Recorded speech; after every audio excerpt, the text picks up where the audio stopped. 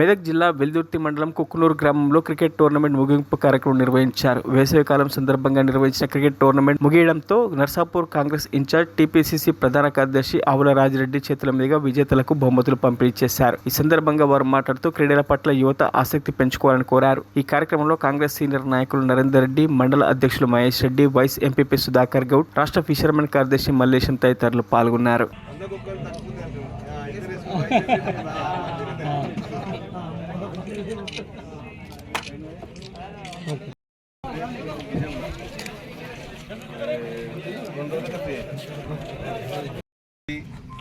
ఇక్కడ వాళ్ళకి ఆతిథ్యం ఇచ్చి ఈ టోర్నమెంట్ సఫలం చేయాలి అనే ఒక నిశ్చయం చేసుకున్నటువంటి నిర్వాహకులందరికీ కూడా ముఖ్యంగా పేరు పేరు నేను వాళ్ళందరికీ కూడా ధన్యవాదాలు చెప్తున్నాను.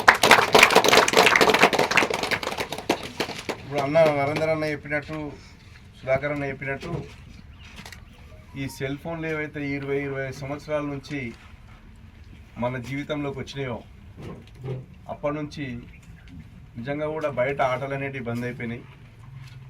ఇప్పుడు సుధాకర్ అన్న అందరు చెప్పినట్టు నేను కూడా ఈ గ్రౌండ్లోకి వస్తుంటేనే చెప్తున్నా మనలతో, మేము చిన్నప్పుడు క్లాస్లోకి వెళ్ళి బయట పడ్డామంటే ఇంటికి పోయి బస్తా పడేసి బ్యాట్ అందుకొని గ్రౌండ్లోకి పోతుంటే, ఇప్పుడు ఈరోజు మనం ఆరోగ్యంగా ఈ స్థాయిలో మనము ఉన్నాము అంటే మనం చిన్నప్పుడు ఈ ఎండలలో తిరిగి ఈ వానలల్లో ఈ వాగుల కొంటి ఈతలు కొట్టి ఆ జామకాయలు, చిత్పలకాయలు అవన్నీ తినుకుంటా పెరిగినాం కాబట్టి బయట సమాజంలో తిరిగినాం.